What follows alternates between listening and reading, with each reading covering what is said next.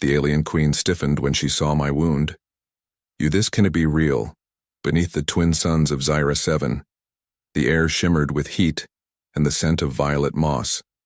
The human scout Lisa Carter limped through the ruins of an ancient temple. Her left arm hung useless, blood soaking through torn fabric. She had been alone for 3 days since her drop pod crashed during the evacuation of the research outpost. She had no food, no water, and only a broken comms unit that crackled with static. The Zyran ruins rose like jagged teeth from the red soil, carved with symbols no human had ever understood. Until now, Lisa had spent months studying them from orbit, but nothing prepared her for the truth hidden in these stones. She stumbled forward, her vision blurring every step, sending fire through her side where a shard of metal still lodged deep in her flesh. Then she heard it, a low hum that vibrated through the ground, not mechanical, but alive. She turned slowly, her breath catching in her throat. Towering above the broken archway stood a figure cloaked in silver scales that caught the light like liquid metal. Her eyes glowed, amber slitted like a cat, and 4 slender arms folded across a chest, armored in iridescent plates. This was no ordinary Zyran. This was Queen Vela, ruler of the Star Empire that had conquered 100 worlds. Lisa froze. She knew the stories. The Zyran showed no mercy to humans. They saw them as pests, weak, fragile creatures unworthy of the stars. The queen stepped forward, each footfall silent. Despite her size, her gaze locked onto Lisa, swound the blood dripping steadily onto the ancient stone. The queen stiffened her entire body, rigid, her eyes widening as if struck by lightning. "You?" She whispered the word, rough yet melodic. "This can be." Eliza blinked, confused. Why would a conqueror react like this to a wounded human? She took a shaky step back, but her leg gave out and she collapsed onto the dusty ground. The queen moved faster than thought, one moment standing 10 paces away, the next kneeling beside her. 2 of her hands hovered over Lisa as wound not touching, just watching the blood flow. "You bleed, Silver," the queen said, her voice trembling. Lisa looked down. Her blood was red like always, but as it pooled on the stone, it began to shimmer faintly, a pale silver hue spreading through the crimson like ink in water. She gasped. This had never happened before. The queen reached out slowly, her scaled fingers brushing the edge of the wound. Lisa flinched, but there was no pain, only a strange warmth where the alien touched her skin. Memories not her own flooded her mind. Vast cities of crystal ships sailing between stars. A war older than Earth itself, and a prophecy whispered in the dark long ago. The queen said, her voice low. "The Zyrans were not conquerors, we were guardians. We protected the balance of life across the galaxy. Then the great silence came, a plague that turned our young to dust. We searched every world for a cure, but found nothing until the stars spoke of a child born of 2 bloods, human and Zyran, a bridge between species, a healer of wounds. No blade could mend." Lisa shook her head. "This is crazy.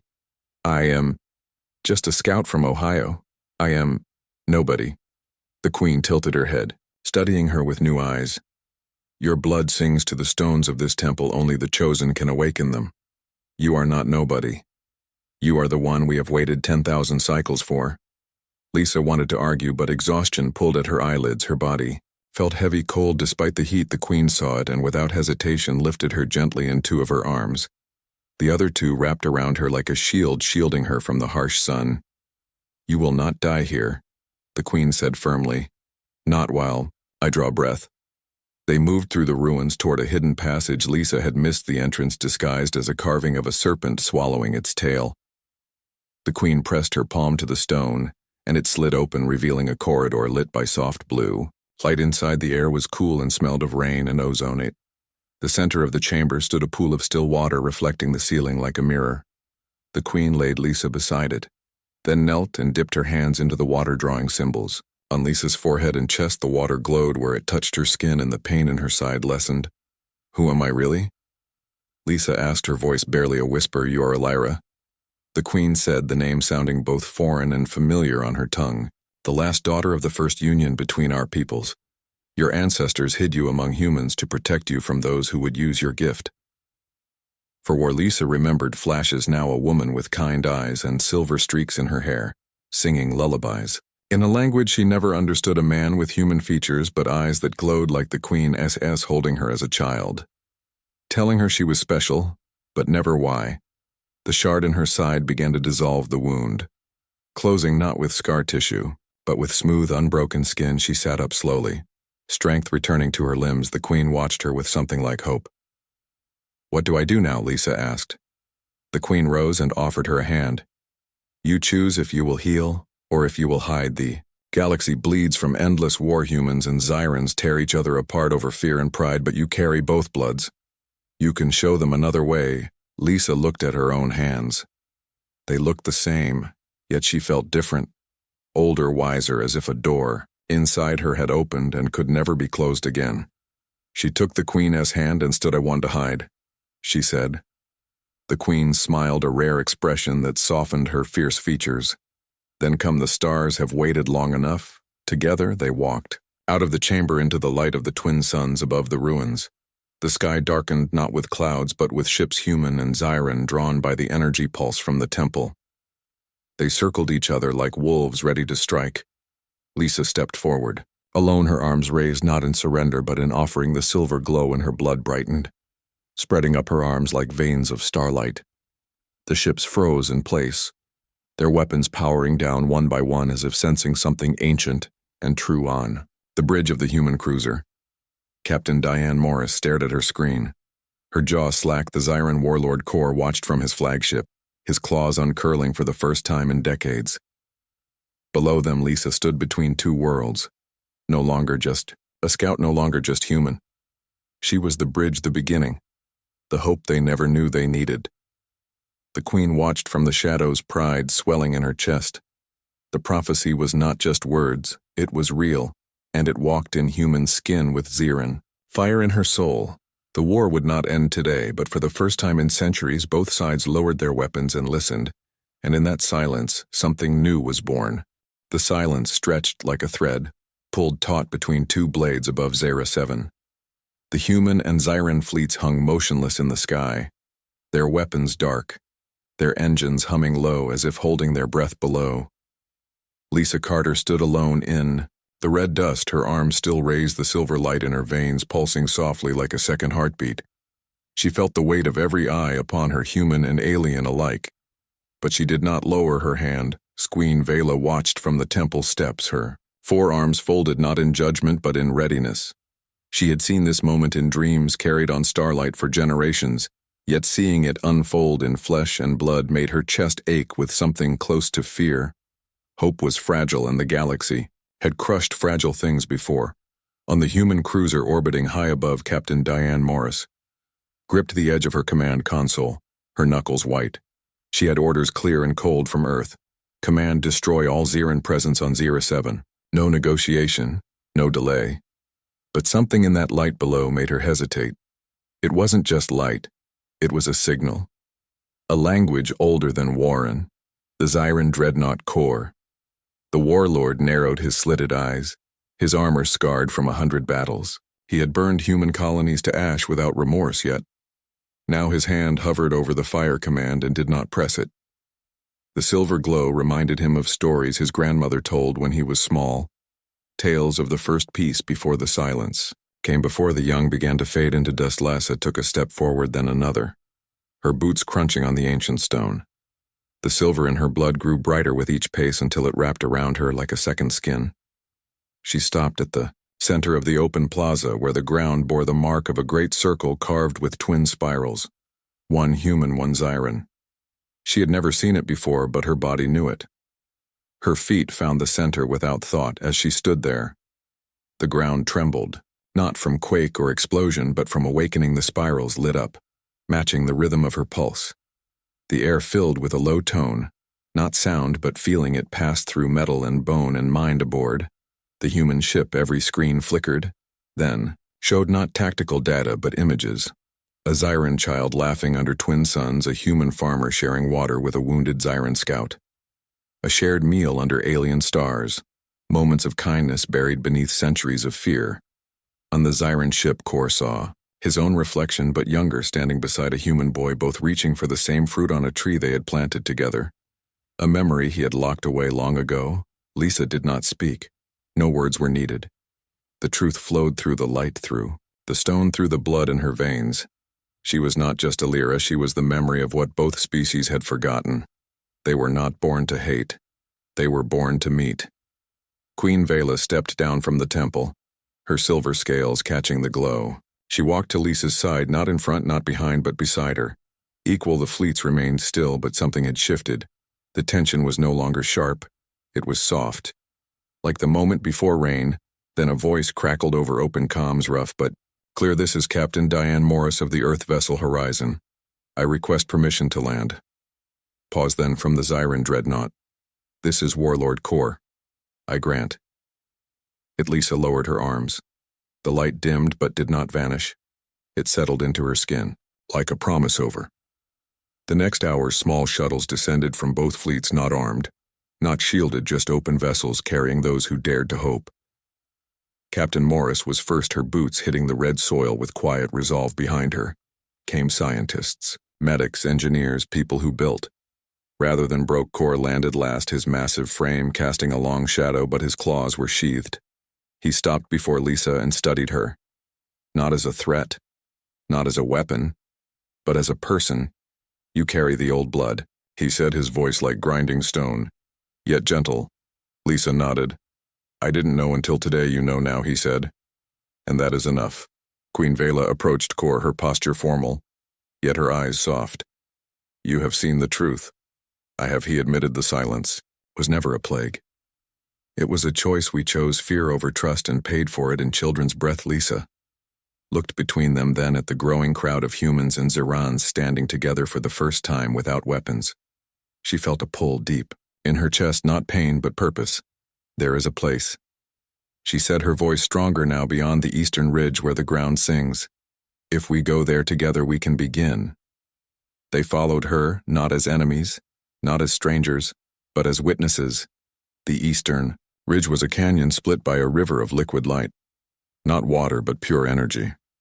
The source of the temple's power. Lisa led them to its edge and knelt, touching the surface. Ripples spread outward, carrying the silver glow into the current. As the light traveled, it reached the ruins, the ships, the very air, and where it passed, old wounds began to heal, not just flesh, but memory. The humans remembered Zyran aid during the solar flare crisis of 2189. The Zyrans recalled human doctors saving their young. During the dust fever outbreak on Colony 9, truths long buried rose like stars at dawn. Captain Morris knelt beside Lisa, her eyes wet. "You're not just human, are you?" Lisa shook her head. "Not fully, no, but I am both. And that is what matters." Queen Vela placed a hand on Lisa's shoulder, then on Morris's arm, a gesture of unity, simple and profound. Kor stood apart for a moment, then joined them, placing his own hand over theirs. A circle formed, not of rank or species, but of will. Above them, the fleets began to move, not to attack, but to align, their hulls forming a ring around the planet. A shield, not of war, but of witness. Back at the temple, Lisa rested, her body exhausted, but her mind clear. She sat by the glowing pool, watching her reflection. The silver in her eyes now permanent. "You will be tested," the Queen said, sitting beside her. "The old powers will not let go easily. There are those who feed on division.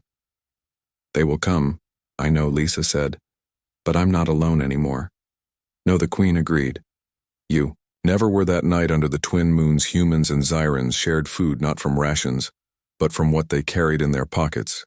A piece of bread, a dried fruit, a vial of spiced nectar. They spoke in broken words and gestures, and sometimes in silence that needed no translation. Lisa walked among them, listening, watching, healing. Not with grand miracles, but with small acts. A Zyran child showing a human how to weave stargrass. A human engineer helping a Zyran fix a damaged translator. Stopped near the River of Light, where Captain Morris and Warlord Kor stood side by side, staring at the stars. "We spent 20 years preparing for this war," Morris said, "and I spent 30. Leading it," Kor replied. "Neither of us knew we were waiting for her." They both looked at Lisa, who offered a small smile. "I didn't know either," she said, "but here we are."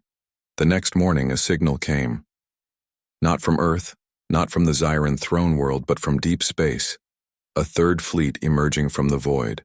Black, Hulls, no markings, no comms, just silent approach, Queen. Vela's eyes narrowed. That is not ours. Captain Morris checked her scanner. No human signature. Either. Lisa felt it before she saw it. A coldness in the light. A distortion in the river. The silver, dimmed where the new ships cast their shadow. They are the hollow ones, the Queen whispered, the ones who rejected the old ways. They believe purity is power. They will not accept what we have begun. Lisa looked up at the black fleet descending like vultures. They had no faces, no names, just hunger for control. What do we do? She asked. We stand, the Queen said. We stand together. Captain Morris added. Kor flexed his claws. Not in rage, but readiness. Let them come. Lisa walked to the edge of the canyon and raised her hands again, not in fear, but in declaration. The silver light surged brighter than before, racing up the canyon walls, wrapping around the temple, climbing into the sky like a beacon. The black ships slowed their weapons charging, but the light touched their hulls, and for a moment their systems flickered. Not damaged, but remembered. On one bridge a pilot saw his mother's face, on another. A soldier dropped his weapon, seeing his own child in Lisa's eyes. But the fleet commander, a being with eyes like dead stars, pressed forward. We do not need memory. We need order. Lisa closed her eyes and reached deeper, not just into her blood, but into the planet itself, into the river, into the bones of the first ones who walked here. The ground shook, the canyon split open, not in destruction, but in revelation. A great tree of crystal and light rose from the depths, its branches spreading across the sky, roots diving into every ship, every heart. The hollow ones screamed. Not in pain, but in recognition. They too carried the old blood buried under layers of lees. One by one, their ships powered down, their weapons fell silent. The commander stared at his own hands as silver veins appeared beneath his skin. He fell to his knees. We were wrong. Lisa walked toward the edge of the cliff, the light carrying her, not lifting her, but supporting her as if the world itself honored her step. You are not wrong, she said. You were just lost. She reached out and the commander took her hand, the silver spread between them like a bridge. Queen. Vela watched, tears like liquid pearl tracing her scaled cheeks. This is how it begins, not with a treaty, not with a battle, but with a hand held out in the dust. Captain Morris radioed Earth Command. Not with orders, but with truth. We have found something greater than war. Kor sent a message to the Zyran High Council. The silence is over. The children will live. And Lisa stood between them all. Human Zyran Hollow One, not as a queen, not as a soldier, but as a reminder that blood is not a wall, it is a river, and rivers always find the sea. The days that followed were quiet. Not the silence of fear, but the calm after a storm that had raged for centuries. Humans and Zyrans worked side by side in the ruins of the temple, clearing debris, planting seeds in the red soil, sharing tools and stories. Lisa moved among them not as a leader, but as a guide. Her presence alone seemed to steady the air whenever doubt crept in. Queen Vela had ordered the Zyran fleet to stand down completely. Their weapons locked, their warships repurposed into transports carrying food, medicine, and clean water from orbit. The hollow ones, now called the Awakened, had joined them, their black ships painted with silver spirals, a mark of their return to the old ways. Captain Diane Morris coordinated with Warlord Kor to set up a joint base near the canyon of light they used. No fences, no checkpoints, just open tents and shared fire pits at night. Humans taught Zyrans how to brew coffee. Zyrans showed humans how to read the stars, not for navigation, but for stories. Lisa spent her mornings by the crystal tree, its roots still glowing faintly beneath the soil. She would sit with her hands on the ground and listen. The planet spoke in pulses, not words, but feelings of pain, of healing, of memory. Long buried, the tree was not just a relic, it was alive, and it knew her own morning as the twin suns rose. She felt a new tremor, not of danger but of arrival. She stood quickly, her heart pounding. They are coming, she said.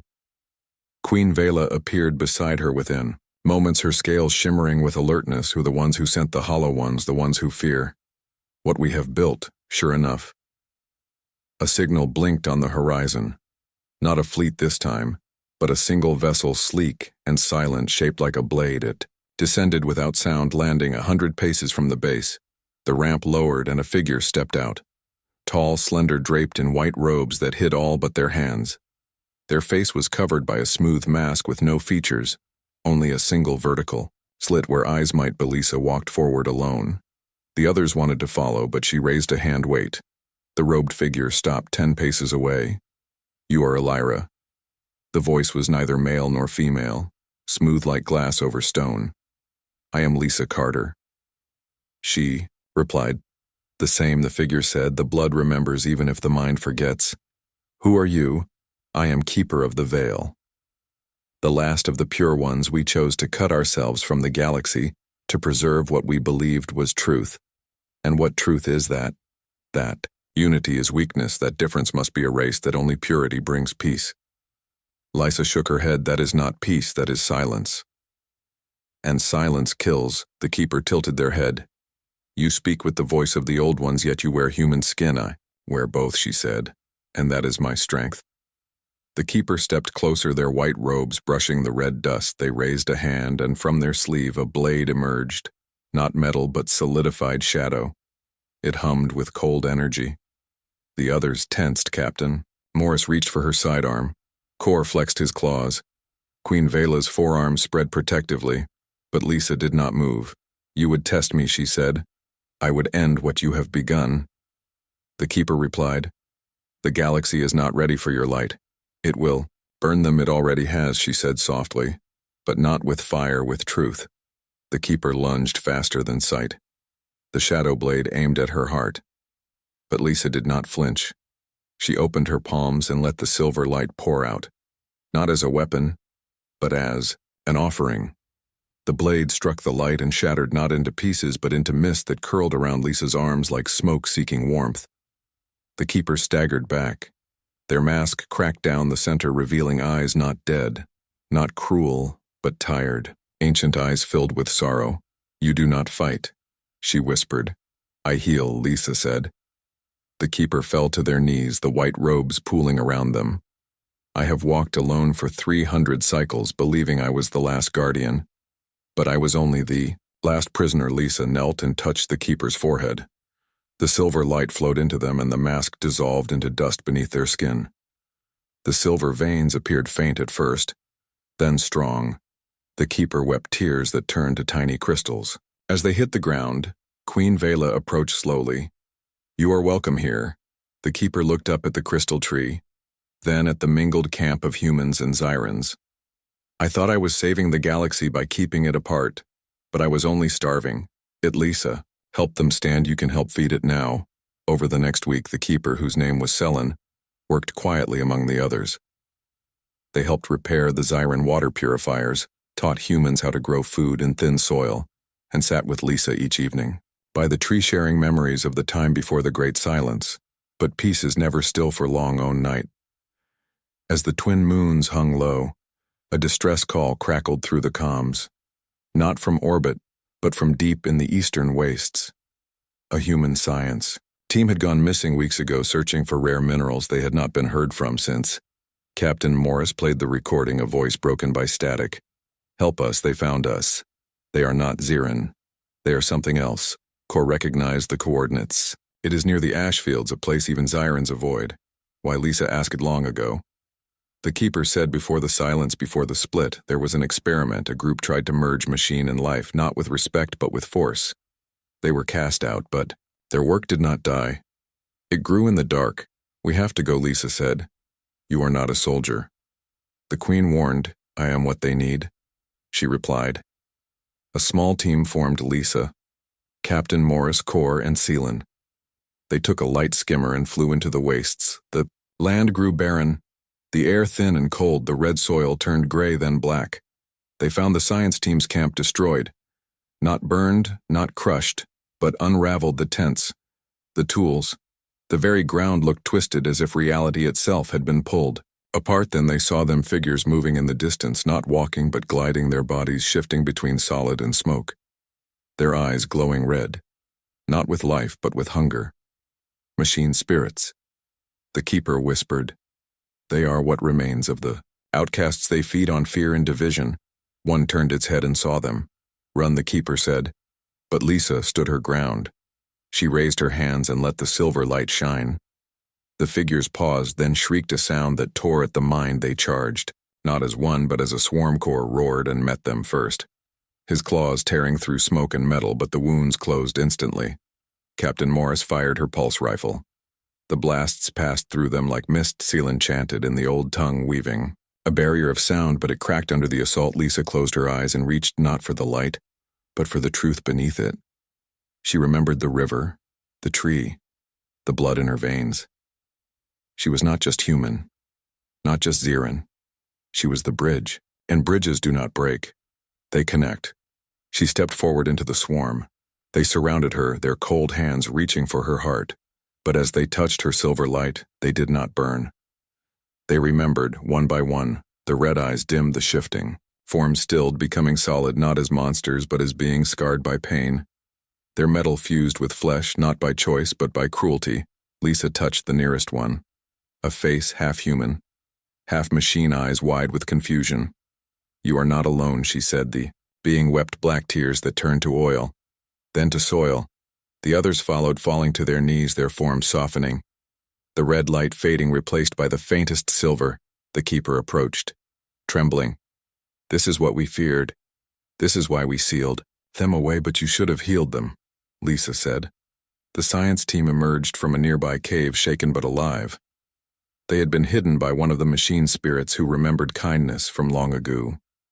The return journey the healed ones walked, with them not as prisoners, not as weapons, but as people. Back at the base, the camp welcomed them not with fear but with open arms. Food was shared, blankets offered hands. Held Queen Vela watched Lisa as she sat with the newest arrivals, listening. "To their stories you carry more than blood," she said. "You carry." The future Lisa looked up at the twin suns setting behind the crystal tree. "I don't carry it alone." That night, as the stars blinked awake, a new signal came, not from Earth, not from the Xiran core, not from the void, but from 1,000 worlds.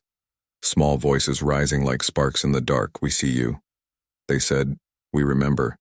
We are coming." Lisa smiled and let the silver light rise from her skin, not to shine alone, but to join the growing dawn. The war was over. The healing had just begun. The signal from the 1,000 worlds grew stronger each day, not as a shout but as a chorus. Soft at first, then steady voices rising from forgotten colonies, hidden outposts and silent moons. They spoke in many tongues, but the meaning was clear. "We see the light. We remember the old ways. We are coming home."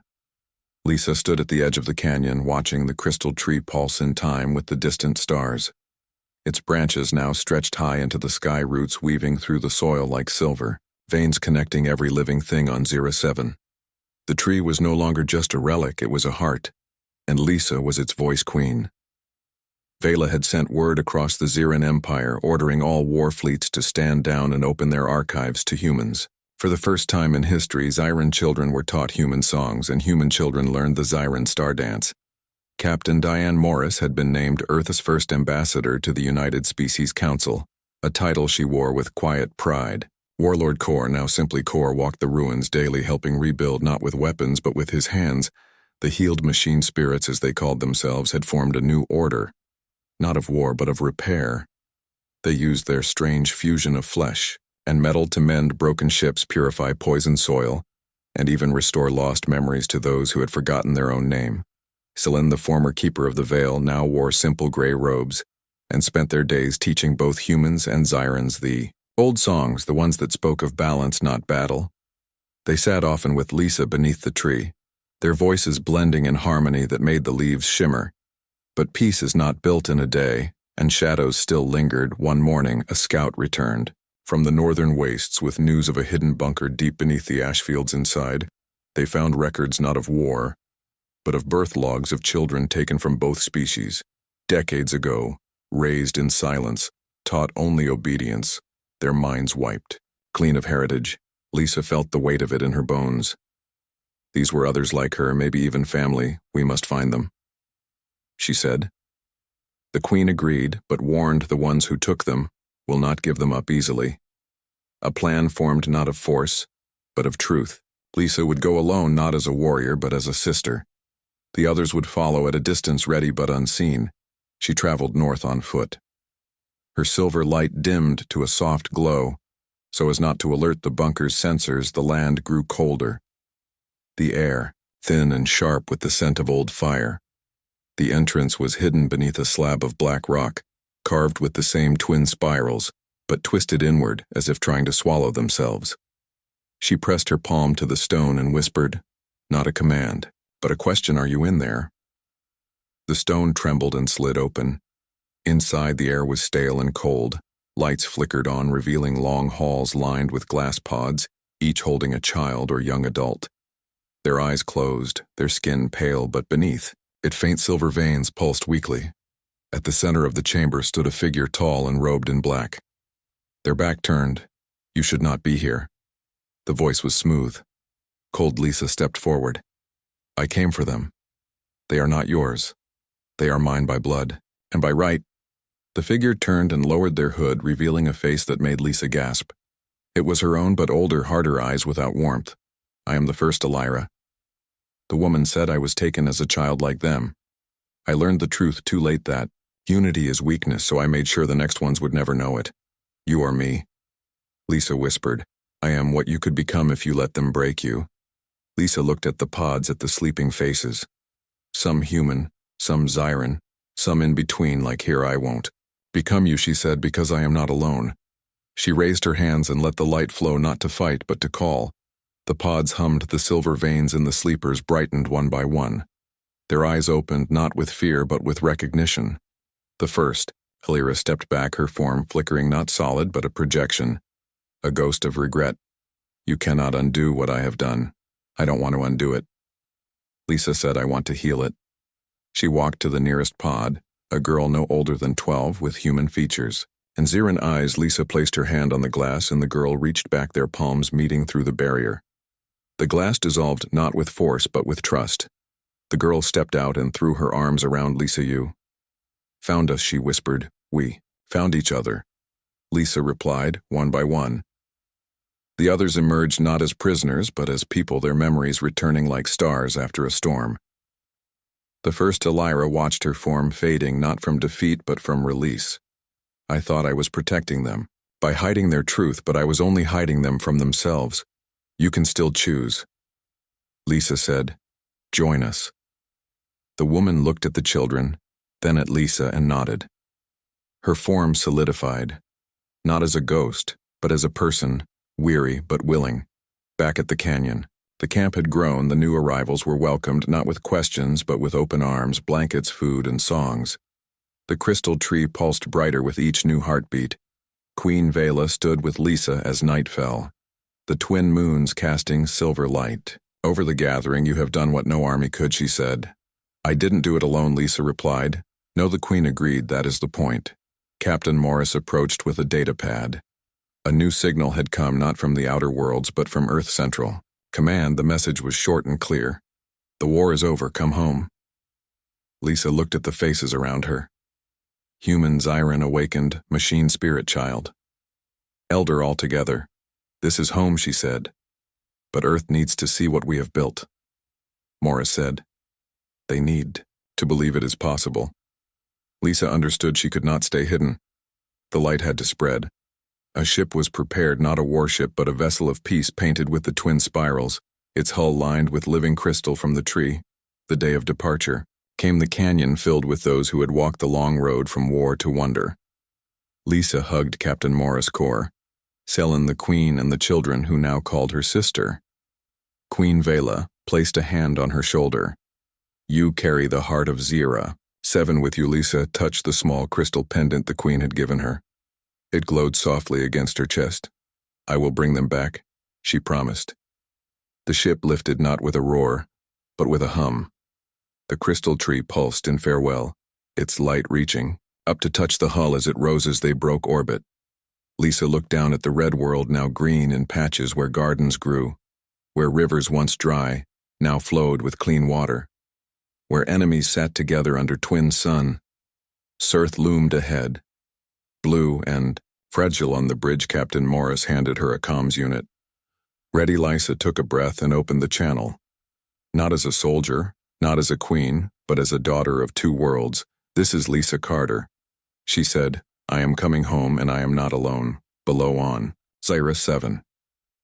The crystal tree bloomed for the first time in 10,000 years, its petals scattering on the wind, carrying silver seeds to every corner of the galaxy, and far away on 1,000 worlds. The people looked up and saw the light, and knew they were no longer lost. The healing had reached the stars. The ship descended through Earth's atmosphere not with the roar of war, but with a soft hum like a lullaby. The crystal hull glowed faintly, casting silver reflections on the clouds below. Lisa stood at the viewport, her hand resting on the pendant Queen Vela had given her. It pulsed gently in time with her heartbeat. Arth looked different from orbit, greener than she remembered, less scarred by war, more alive, as if it too had been waiting. Captain Diane Morris stood beside her, her uniform crisp, but her eyes soft with memory. "This is where it all began," she said, "and where it begins again," Lisa replied. They landed not at a military base, but in the old peace gardens of New Geneva, once a symbol of human unity, now overgrown but still standing. The gates opened not by soldiers but by children, their faces curious, not afraid.